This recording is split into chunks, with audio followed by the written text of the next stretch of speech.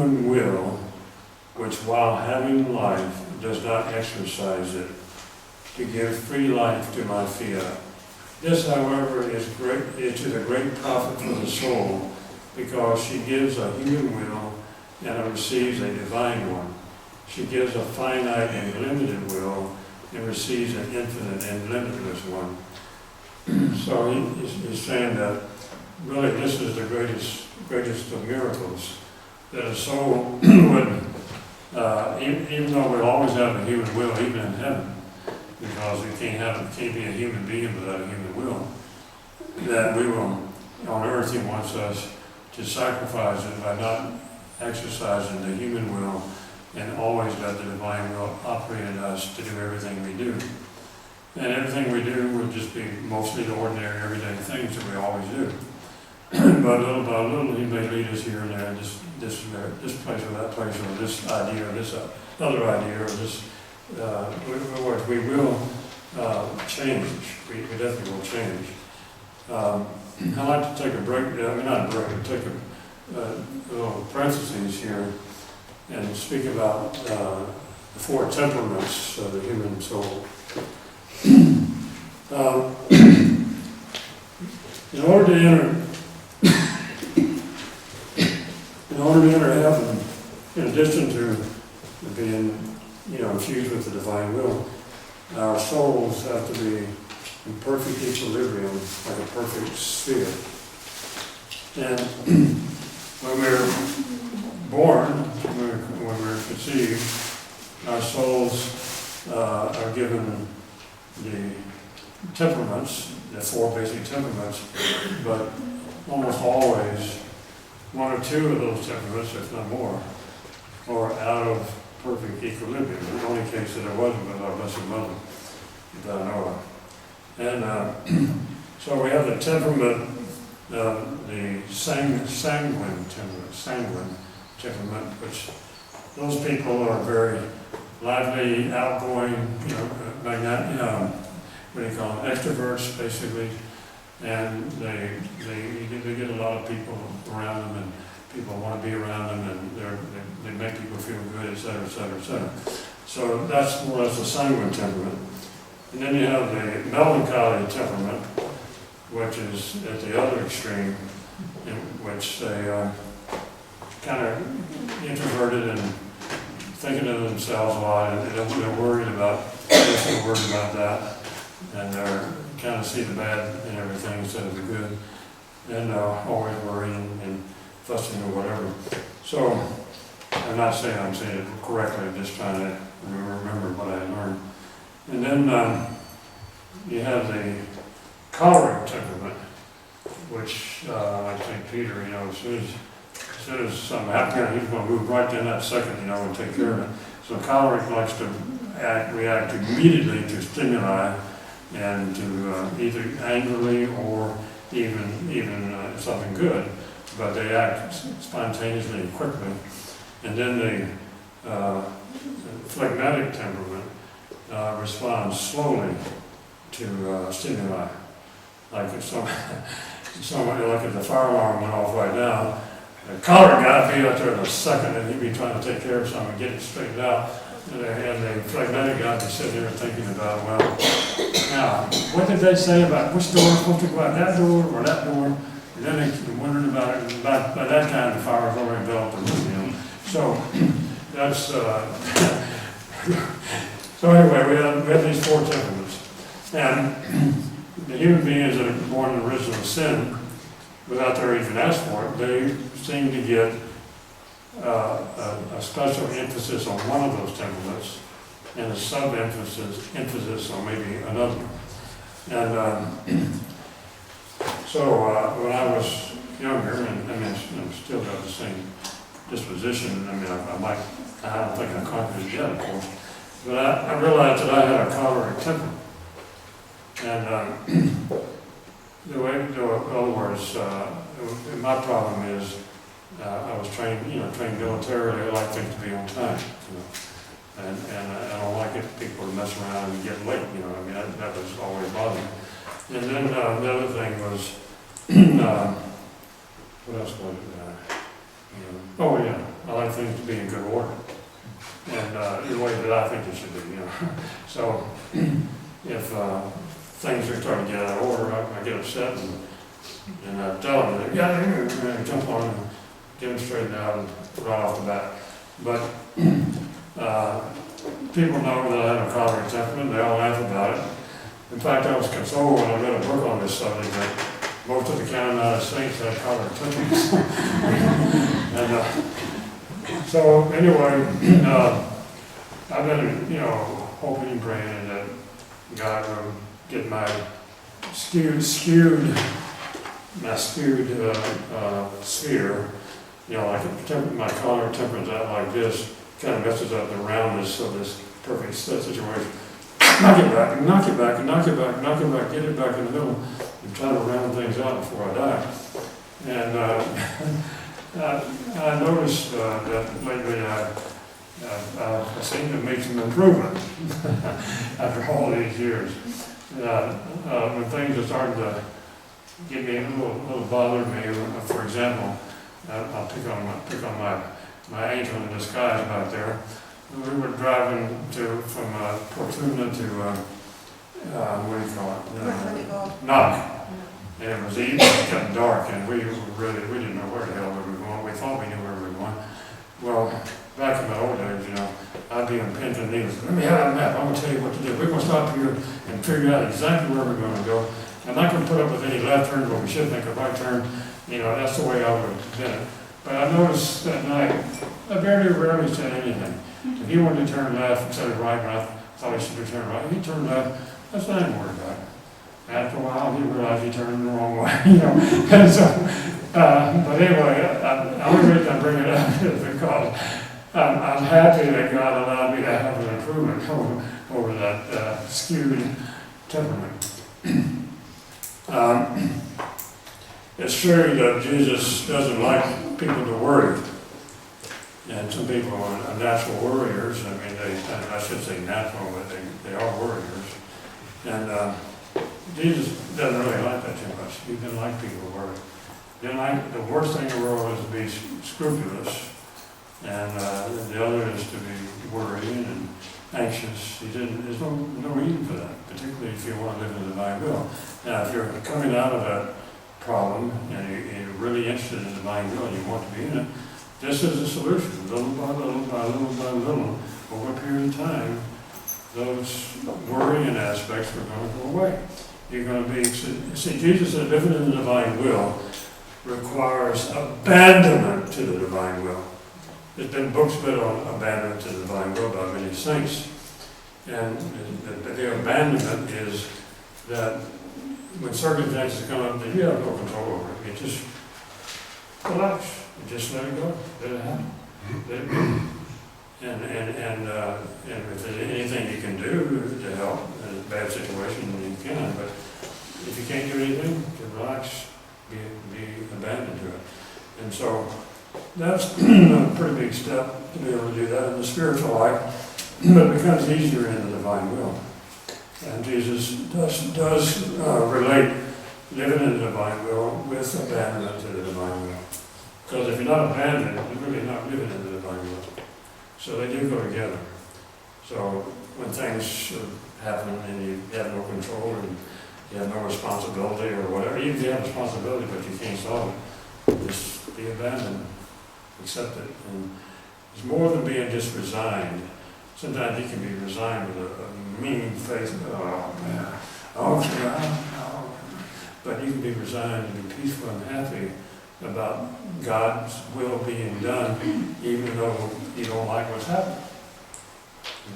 If it's not your will, for you personally, if it's not your will, it's God's will. Like if somebody shoots you, when your will gets shot, it was God's will that you got shot, because it's what they call the permissive will of God. He permits things because he wants to accomplish something else because of that. And for whatever his purpose is. So if he doesn't want you to get shot, you ain't going to get shot. He doesn't want you to be shot normally, but there might be some situation in life where in which He permits it for whatever reason. And so that's what you call the permissive will of God. And then there's a wanted will of God. And the wanted will of God is what we always want to be tuned into, and then be abandoned to His permissive will.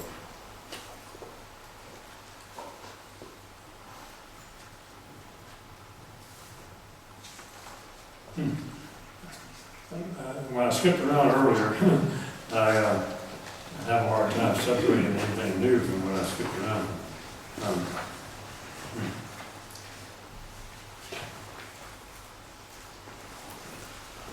Okay, I'll read this, and I'm not sure if I read it, but if I did, it doesn't hurt to hear it again. My daughter, I possess so much joy, happiness, and blessedness that at every moment I could give ever new joys and blessings. Every time a soul acts in my will, and we did, it makes a space into which I can bring forth new blessings and new joys. So every time we act in the divine will, just move my hand, that's not. Every time soul acts in my will, it makes a space into which I can bring forth new blessings and new joys. And since my will is immense and penetrates all souls and all things, when my blessings go forth, they first flow in the soul that acts in my will, because such a soul is a primary reason why I'm able to bestow my blessings. So I read that last sentence again. And since my will is immense and penetrates all souls and all things, when my blessings go forth, they first flow in the soul that acts in my will, because such a soul is a primary reason I'm able to bestow my blessings. I don't fully understand that, but most of it, but part of it, but I just accept it right now because I don't understand some of it. I think I would like to talk a little bit about the Eucharist. It came to my mind, and maybe maybe you can learn something you didn't know, and you might learn some things that even the theologians don't know, unless they've been studying recently. Okay, we have the Holy Eucharist that Jesus left to us, and He asked His Father, would it be okay if I remain on earth in the Holy Eucharist after I ascend to heaven? And the Father agreed to let Jesus remain on earth in the Holy Eucharist, body, blood, soul, and divinity, and that includes the divine will. Of course, you can't separate the divine will from Jesus. And He says that He spent hours and hours sitting on cold metal inside tabernacles. And He doesn't get anybody to come and console Him and visit Him. So it seems that in the Eucharist, He does have ways that He can suffer. I'm sure people know more about this than I do. But of course, when His typical body, the body that our whole body that we see when He's on earth, when that ascended to heaven, that body cannot suffer. And but on the Eucharist, I don't know. But I would like to go into a few things about the Eucharist. That when the priest says the words of the consecration, I also want to bring up a word. You might want to write it down for those who never heard the word before. The word is called concomitance. C-O-N. C-O-M-M-I-T-A-N-C-E. So when the priest says, this is my body, is Jesus speaking in at that moment? Because it's not the priest's body, it's Jesus' body. This is my body. And He consecrates the host and transubstantiates it from bread into the substance of His body, blood, soul, and divinity. Now, the power of those words, this is my body, only transubstantiate at that moment bread into His flesh. Don't call it sheriff. Into His flesh. But by the principle of concomitance, which St. Thomas Aquinas used, the blood comes with the body. And of course, the soul is there, and but he's a living Jesus, a living host. By the way, the term living host, I've got to mention, that's what he wants to make of us. And he says, I'll enjoy the living host much more than the Eucharistic host. Okay. And so he says, it's by the principle of concomitance that the blood also comes with the body and the soul of divinity. So at that first consecration, you do have the body and blood, but the power of the words, this is my body, only transubstantiates bread into his flesh. But the blood comes too. Now, in the second consecration, he says, this is the cup of my blood. The same thing happens. The wine is transubstantiated into his blood by the power of those words. This is the chalice of my blood, or the cup of my blood. But then the flesh comes with it by the principle of concomitance. Also, by the same principle, in many ways, we can talk a lot about this, the Holy Spirit and God the Father come also. When it says divinity, it includes the three persons of the Trinity. So the Father and the Son are present in each host. Now, if the Father and the Son and Jesus are there in that host, so is their kingdom of the divine will. So their divine will is in each, the kingdom of the divine will is in each consecrated host. But it belongs to them, not to us. I mean, for the divine will is different. But before the divine will is given to people who want it, only the Trinity possessed the divine will, and the person who received the Eucharist does not possess the divine will just because it's there. But and when we live in the divine will, then both of us have the same will, kingdom of the divine will. Now, he says that the Holy Eucharist is only present in us until it no longer has the appearance of bread. That's what it said. I'm in there, and as long as the host has the appearance of bread. If you were, someone would be unconscious who did an operation on right after Eucharist, and you open his stomach, and that host still has the appearance of bread, then Jesus will still be there. But when it loses the appearance of bread, then he goes back to where he came from, and that's the bosom of his Father. Now, I wanted to go on particularly about the kingdom of the divine will being in the Eucharist. When you read the writings of Louisa, and you find out that the divine, everything that has existed, does exist, and will exist, is inside the divine will.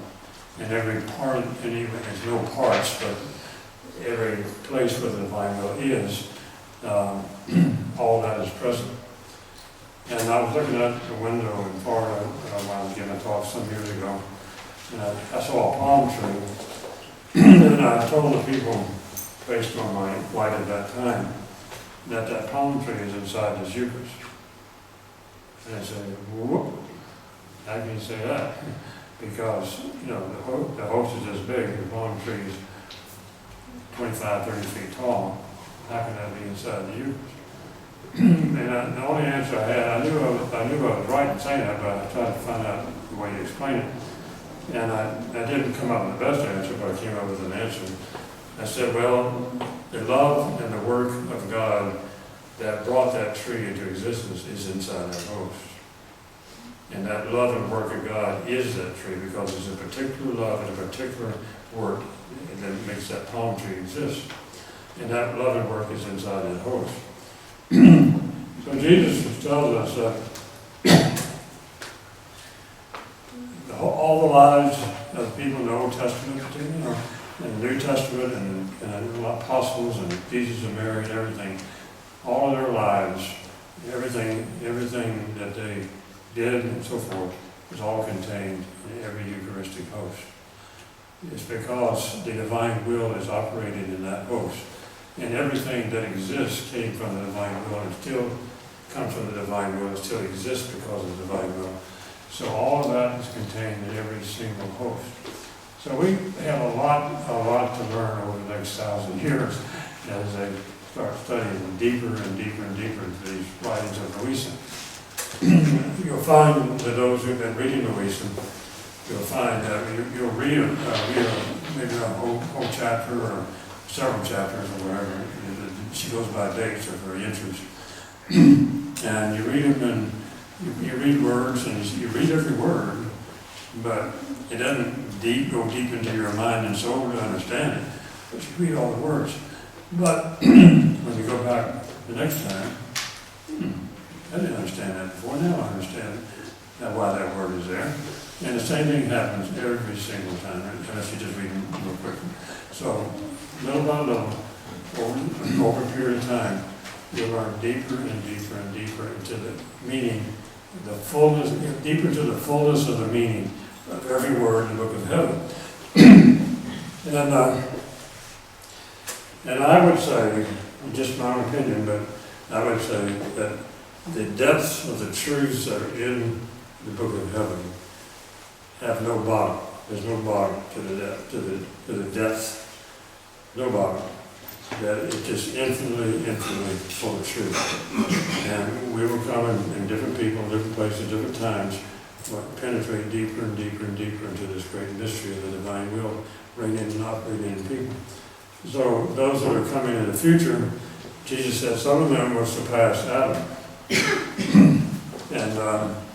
And Jesus said Adam was deeply in the divine will at one point. But he said there will be people coming in the future who will surpass him. Now, Louisa, all the indications from everything that we've ever studied, and I'm just throwing this out because I believe it's true. I'm not sure that we can say it with total, absolute certainty for the church, in the eyes of the church, but I'm quite sure it is true based on everything I've read. James and John were walking along one day with Jesus, and they were arguing over who's going to sit on the right or the left of Jesus in heaven. And he says, that is not for you to decide.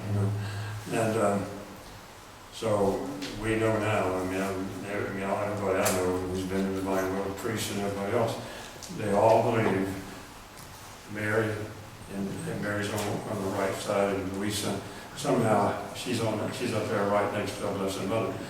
Not because she's as high as our Blessed Mother, but because she's the second highest. Now, I'll tell you why that would be second highest. Jesus says, in fact, I think it's in the books, but not on the cover. There are three major, super major works of God. They call the three fiats of God. The fiat of creation, the fiat of redemption, and the fiat voluntas tua, thy will be done on earth as the rest of it, secret and celo, as it is in heaven. Jesus said there's three major fiats of God. Let it be done, let it be done, let it be done. And this is happening now, right now. And she would put at the head of that. She would put at the head of the third fiat of God. And she was intimately involved with the Lord in making it apparent for all the rest of us. And so when we know the life of Louisa, because you have to really read the writing to know her life. And we have, a lot of people think, well, there's such saint must be, my favorite saint, or this saint, or St. Joseph, or St. John the Baptist, or this or this or this. No, when you read the whole story of Louisa, and her role as the head of the third fiat of God, when he gets the most glory. She's the, I forgot what I was going to say. But anyway, we have no doubt in our own soul that this is true. That the two women occupy the highest places in heaven after God. And now this may offend you if you have your favorite saint, because I remember when I was here back in the mid-90s, we went around talking about recent, and some people will get very upset. Oh, my saints are bigger than she. Man, I love so and so and so and so. So, get over it. Get over it. Louisa's higher than your favorite saint. Okay? She's really, really high. When you see how much suffering she had, no one can be compared. Except our Blessed Mother. She's the only one that out-suffered Louisa, and of course Jesus. All right, see if there's anything else. Shoot, there was something I talked about last night. Oh shoot, I was going to talk about that now. But anyway, since we have a little moment when I don't remember what I was going to talk about. If you have a problem, if you have a unsettled feeling about this, let's try to get it out of your system and get it over so you can rush into the kingdom of the Father's will. So if you don't feel bad if you have questions and you have doubts or you have wonderings or suspicions or whatever, be glad to hear what you'd like to ask me about. I have no problem with that. Don't feel uncomfortable.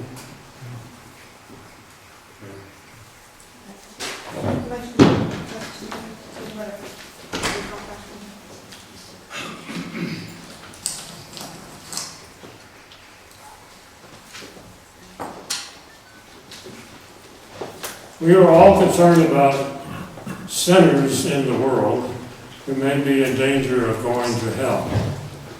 Can you say something about the way we can think about this and help bring about their redemption, salvation, and through the divine will? Who said the word devotion? Who wrote this? I did, yeah. Okay, take the word devotion and cross it out. Cross it out. Devotion. This is not a devotion. Okay, that's a big mistake to make. The reason I got real hyper about it, like choleric about it, is because it's the life of the Holy Trinity. It's not a devotion. Now, you can be devoted to the divine will in the sense that this is what you think about most of the time, this is what you want to be involved in most of the time, and have a devotion in that way. But this is definitely not a devotion like the rosary and scapular and divine mercy and all that. It's not a devotion. It is the life of the most holy Trinity, eternal life and real life. You know the difference between real life of God and mystical life of God? We have to cover that. A lot of times we read things about, union with God, we talk about life of God, but they're talking about the life of grace. And God doesn't need grace, okay? God doesn't need grace. He gives it to us, but it comes out of the divine will. The real life of God is the divine will in operation. It's always in operation in the Holy Trinity. It's always active and ongoing. So that's the real life of God. And Jesus lives that real life in the Holy Eucharist. The real life of God is in the Holy Eucharist. The mystical life of God is grace that comes from the divine. Okay. So when I saw that word devotion, ain't devotion. Yeah. Tom, can I just ask you a question? Yeah. Saint Faustina, did she live in the divine will? Saint Saint Faustina. Faustina. Yeah, that's a mystery. It might be true. It might turn out one day that she did. She used some language in her diary that uses word phrases that are very similar to Louisa. And one day when she was at a retreat, he just had her take a piece of paper and on one side he said, cross, make a cross across it, X across it. And that's, you're going to X out your own will. And so the context of that was sort of kind of a powerful point that she may have lived in the divine will. It's possible. I don't really know. Someone asked me earlier, and I said it wrong, if you could might be living divine will without knowing it. Well, those children live in divine will before they reach the age of reason, and they don't know it. And but when they reach the age of reason, they start committing sin and they lose it. But it's possible that such a foul thing did, but we won't have any real assurance until probably some point in the future when somebody will see how we can prove that she did. But right now, I can't really prove it, but there are some signs that she might have done.